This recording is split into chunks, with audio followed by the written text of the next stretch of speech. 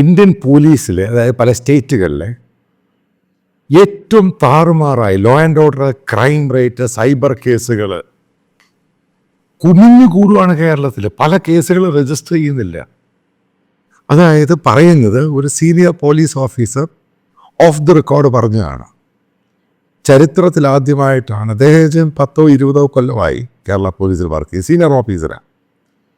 അതായത് ഇത്രമാത്രം കേസുകൾ കൂടിയ സമയം ഉണ്ടായിട്ടില്ല. അതുകൊണ്ടാണ് ഓരോ കൊലപാതകങ്ങൾ, ചെന്താമരയാണെങ്കിൽ ഓരോ കൊലപാതകങ്ങളുടെ പോകുന്നതിൻ്റെ രീതി അതാണ്. പാർട്ടി സ്വന്തം ആൾക്കാരെ ജയിലിൽ നിന്ന് പറഞ്ഞു വിടുക. TP ചന്ദ്രശേഖരൻ അവർക്ക് മുഴുവനും ഇത് കൊടുക്കുന്നു, അപ്പുറത്ത് ഷെറിന് കൊടുക്കുന്നു. പൂർണ്ണമായിട്ട് സൈബർ കേസിൽ കേരളം 1ാം സ്ഥാനത്താണ്. ഏറ്റവും ചെറിയ സ്റ്റേറ്റാണ് കേരളം. ഈ ഏകദേശം 5000-6000-ഓളം കേസുകൾ, സൈബർ കേസുകൾ കേരളത്തിൽ കിടക്കുകയാണ്. ഇതിനൊന്നും തീർപ്പുമായിട്ടില്ല, ഇൻവെസ്റ്റിഗേറ്റും ചെയ്തിട്ടില്ല, വെറുതെ കിടക്കുകയാണ്. അപ്പം അതിൻ്റെ കാരണം എന്ത്?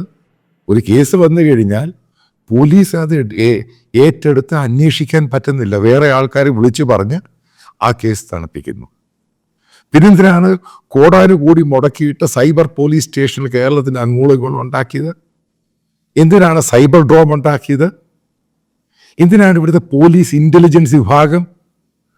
ഈ പറയുന്ന നെന്മാറയിൽ ആ പെൺകുട്ടികൾ പോയി പോലീസിന് പരാതി കൊടുക്കുവാണ്.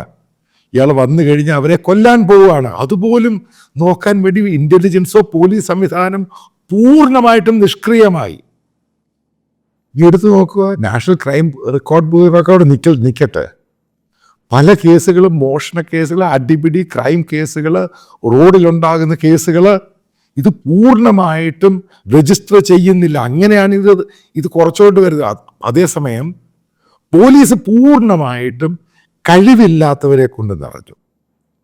നമ്മളതിൻ്റെ അകത്ത് ഓർക്കേണ്ട ഒരാളുണ്ട്, MR അജിത് കുമാർ. നിങ്ങൾ എത്ര വിമർശിച്ചാലും അയാൾ ആളുമെടുക്കനായിരുന്നു. ഈ സംഭവങ്ങളെല്ലാം പുള്ളി കൺട്രോൾ ചെയ്യുക. അതുകൊണ്ട് പോലീസുകാർക്ക് അയാളെ പേടിയായിരുന്നു. കാരണം എല്ലാത്തിനും ഒരു ആൻസർ ഉണ്ട്. അതിന് പകരം വന്ന Manoj Abraham, one of the useless guy. അയാളെ കൊണ്ട് ഒന്നും ചെയ്യാൻ പറ്റുന്നില്ല. ഈ കേരളത്തിലെ മീഡിയ ഉണ്ടാക്കി പടച്ചു വിടുന്ന ഓരോ സാധനങ്ങളാണ്. കേരളത്തിലെ DGPയെ പറ്റി നോക്ക്. അയാൾക്കെതിരെ ക്രിമിനൽ കുറ്റം കോടതി തെളിഞ്ഞതാണ്. പണം അഡ്വാൻസ് വാങ്ങിയിട്ട് കൊടുത്തില്ല സ്ഥലം. അയാളാണ് കേരളത്തിൻ്റെ DGP. അപ്പം ഇങ്ങനെയുള്ളവരെ വെച്ച് പിണറായി വിജയൻ അത് മനസ്സിലാക്കേണ്ടത്, പിണറായി വിജയൻ്റെ ഗവൺമെൻറ്, പിണറായി വിജയനും കേരളം കണ്ട ഏറ്റവും മോശമായ ആഭ്യന്തരമന്ത്രിയാണ്. അയാൾ ബേസിക്കലി പിണറായി വിജയൻ ഒരു ക്രിമിനലാണ്. സ്വയമായിട്ട് പറയുന്നുണ്ട് അയാളൊരു ക്രിമിനലാണ്. അത് പറഞ്ഞു. ഇന്ത്യയിലെ ഒരേ ഒരു മുഖ്യമന്ത്രി സ്വയമേ പറയുന്നു ക്രിമിനലാന്ന് പറഞ്ഞ മുഖ്യമന്ത്രി പിണറായി വിജയൻ മാത്രമേ ഉള്ളൂ. അതുകൊണ്ടാണ് ക്രിമിനൽ സ്വഭാവം എല്ലാത്തിനും അയാൾ കാണിക്കുന്നത്. അല്ലെങ്കിൽ എന്ത് പാർട്ടിക്ക് എന്ത് പറഞ്ഞാലും ഈ ഷെറിൻ എന്ന് പറഞ്ഞ പെൺകുട്ടി, അതായത് ഈ കാർണവർ വധക്കേസ്, ഇത് എൻ്റെ നാട്ടുകാരിയാണ്. ഇതിനെപ്പറ്റിയുള്ള ചരിത്രമൊക്കെ എനിക്ക് ശരിക്കും അറിയാം. ഇതുമായിട്ട് ബന്ധപ്പെട്ട് കേരളത്തിലെ അവിടുത്തെ MLA-വായിട്ടുള്ള കണക്ഷൻ, ഇതൊക്കെ എനിക്ക് കൃത്യമായിട്ട് അറിയാം. പക്ഷെ അതിന് വരെ ഇത്തരം 3 കഠിന ജീവപര്യന്തം കിട്ടിയവരെ വരെ റിലീസ് ചെയ്ത് കൊടുക്കുകയാണ്. അവരധികം സമയം പുറത്തായിരുന്നു. ഈ പെൺകുട്ടി എൻ്റെ വീട്ടിൽ നിന്ന് 1.5-2 കിലോമീറ്റർ ദൂരമുള്ളൂ. എനിക്ക് ഇവരുടെ ഫാമിലിയെ ശരിക്കും അറിയാം. ആ കേസിൻ്റെ ഭാഗത്തോട്ടല്ല ഞാൻ പോകുന്നത്. അതായത് ഏറ്റവും കൂടുതൽ ക്രിമിനൽസ് ഇന്ന് പുറത്തുള്ളത്, അതായത് കൊടും ക്രിമിനൽസ്, അതായത് ജയിലിന് പുറത്തുള്ള സ്റ്റേറ്റായിട്ടും കേരളം മാറി. അതുകൊണ്ടാണ് ക്രൈം കൂടുന്നത്. പോലീസ് പൂർണ്ണമായിട്ടും, ഞാനീ പറയുന്ന പോയിന്റുകൾ നിങ്ങൾ എടുക്കുക. നിങ്ങൾ MR അജിത് കുമാറിനെ പറ്റി തൃശ്ശൂർ പൂരം കലക്കി, RSS നേതാവിനെ കാണാൻ പോയി, അത് ചെയ്യാൻ പോയി, ഇത് ചെയ്യാൻ പോയി.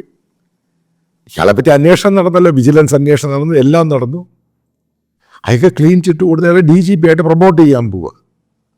അപ്പം അയാൾക്കെതിരെ നടന്ന പോലീസിനകത്തെ ഒരു ലോബിയുടെ ഭാഗമായിരുന്നു ഈ കാണിച്ചു കൂട്ടിയ മുഴുവനും PR എക്സർസൈസ്. അയാൾക്ക് നടത്തിയ ആരോപണം അതല്ലേ അവസാനം തെളിഞ്ഞത്. പക്ഷെ അയാൾ ഇവിടെ ADGP ആയിട്ടിരുന്ന സമയത്ത് കാര്യങ്ങൾ ഭംഗിയായിട്ട് പോയി. ഇതേപോലെ കുത്തഴിഞ്ഞ രീതി പോയിട്ടില്ല. ലോ ആൻഡ് ഓർഡർ പൂർണ്ണമായിട്ടും നശിച്ചു.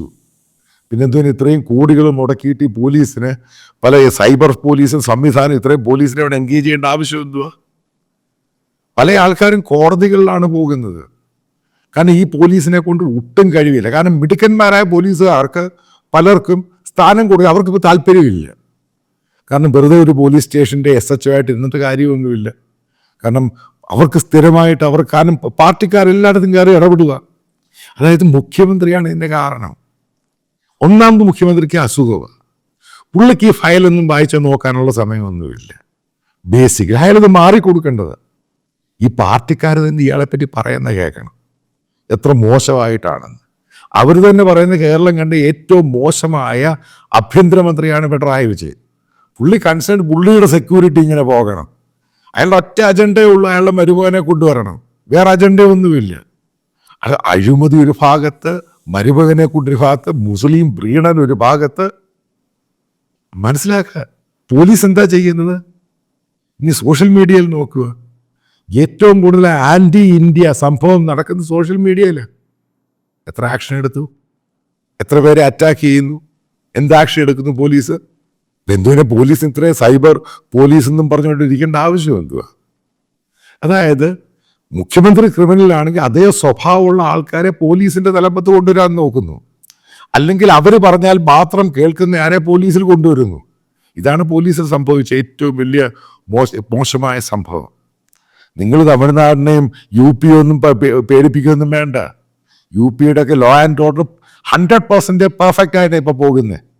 കാരണം യോഗിക്കറിയത് ഭരിക്കാൻ ശരിക്കും. ഇന്ത്യയിലെ എല്ലാ സ്റ്റേറ്റുകളും എടുക്കുക. തമിഴ്നാട് അല്പം വേസ്റ്റാണ് സംഭവം. ബാക്കിയുള്ള എല്ലാ സ്റ്റേറ്റിലും ലോ ആൻഡ് ഓർഡറും പോലീസും ഒക്കെ പ്രോപ്പറായിട്ട് ജോലി ചെയ്യുമ്പോൾ കേരളത്തിൽ മാത്രം ഒരു ചെറിയ സ്റ്റേറ്റ് ഏറ്റവും മോശമായ രീതിയിൽ പോകുന്നു. എന്താണ് ഈ ചെറിയ പിള്ളേരൊക്കെ പോലീസുകാരനെ SI കയറി അടിക്കുന്നതിൻ്റെ കാര്യം അറിയും.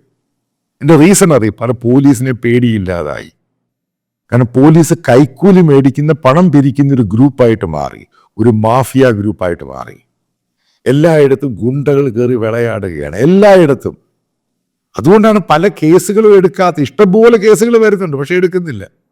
അതായത് ജനങ്ങൾ പൊറുതിമുട്ടി ഈ മുഖ്യമന്ത്രിയെ കൊണ്ടും കേരള പോലീസിനെ, ഈ ഗവൺമെന്റിനെ കൊട്ട.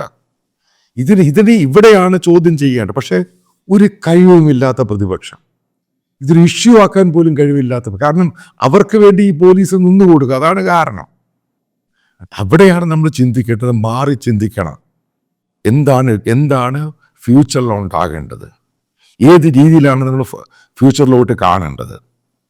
ഏതായാലും പിണറായി വിജയൻ്റെ രാഷ്ട്രീയമൊക്കെ തീരാൻ പോകുക, കാരണം അസുഖമൊക്കെ ആയി കിടക്കുക. പക്ഷെ അതോടുകൂടി CPM എന്നൊക്കെ പാർട്ടി എന്നേക്കുമായിട്ട് തീരുകയാണ്. അതിന് പറ്റിയ ആൾക്കാർ പോലീസിനും വെച്ചിട്ടുണ്ട്. കഴിവുള്ള ഒരൊറ്റ പോലീസുകാർക്ക് പോലും SHO ആകാൻ താല്പര്യം, ഒരു കീ പോസ്റ്റ് വരാൻ താല്പര്യമില്ല. IPS കൈ കഴുകുകയാണ് അവരെ കൊണ്ട്. കാരണം IPS അടിയും പിടിയും ബഹളവും. അവരെ അന്ന് ഒരുമിച്ചിരുത്തി കൊണ്ടുപോകാൻ അതും ഈ മുഖ്യമന്ത്രിയെ കൊണ്ട് കഴിയുന്നില്ല. അതായത് പറയാം, ഇന്ത്യയുടെ ചരിത്രത്തിൽ ഏറ്റവും മോശമായ ഒരു കേരള മന്ത്രിസഭ പിണറായി വിജയൻ ഉണ്ടാക്കി. ഇന്ത്യയിൽ ഏറ്റവും മോശമായ ഒരു പോലീസ് സേന ഉണ്ടായത് പിണറായി വിജയന്റെ നേതൃത്വത്തിലാണ്. അത് ഉറപ്പായിട്ടും കേരളത്തിന്റെ ചരിത്രത്തിന്റെ ഭാഗമായി മാറും.